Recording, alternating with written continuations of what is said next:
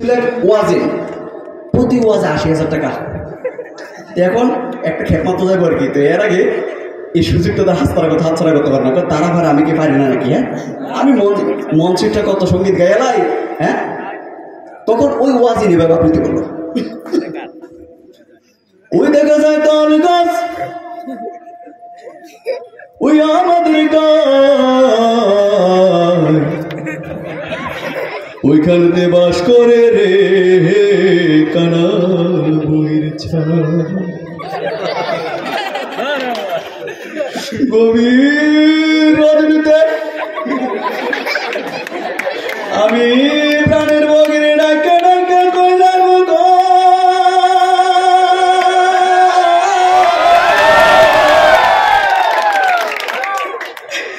প্রাণের বগি গো তুমি পান্তা খাও কিনা? প্রাণের বগি কান্দা কান্দা কর, পান্তায় আমি খাই না, পুটি মাছে পাই না, একটা যদি পাই উমনে ধরে গাপুস গুপুস খাই। বুঝানোর পরে ওই সময় এই ৮০ বছরের এক মুরব্বী আসতো। মুরব্বী ওই নাতির লই আছে আর কি, সোনামণি, ওই সোনামণির লই আসছিল। তো মুরব্বী কয় এডি পারে, আমি কি পারি না? হ্যাঁ, মুরব্বী ৮০ বছর ধরে আকিস বিড়ি খাইতে খাইতে গলাটা শেষ করে নিয়েছে। তখন মুরব্বী এবার আহ্লাদ করবো, সে আবৃত্তি করবো,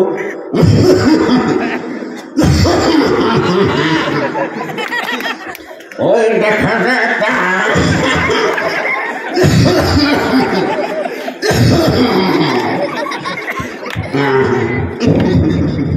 বাবা রে ওষুধা বোধহয় সুইতে গেল, ওই দেখা যায় তাল গাছ, ওই আমাদের গাছ, ওইখানকে বাবা রে বয়সটা কম হয়েছে না বাবা, বুঝলে গেছি।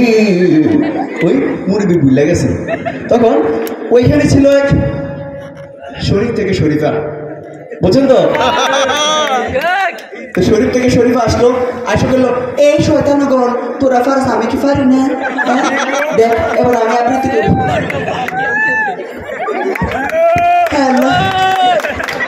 ওই দেখা যায় তাল গাছ, ওই আমরা ভাই ওইখানেতে বাস করে।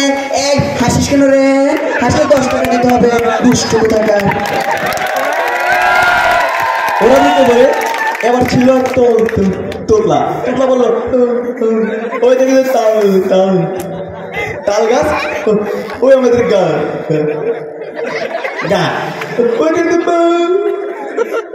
হাস করে গাও আনাবুড়ি ছাও ছাও ছা।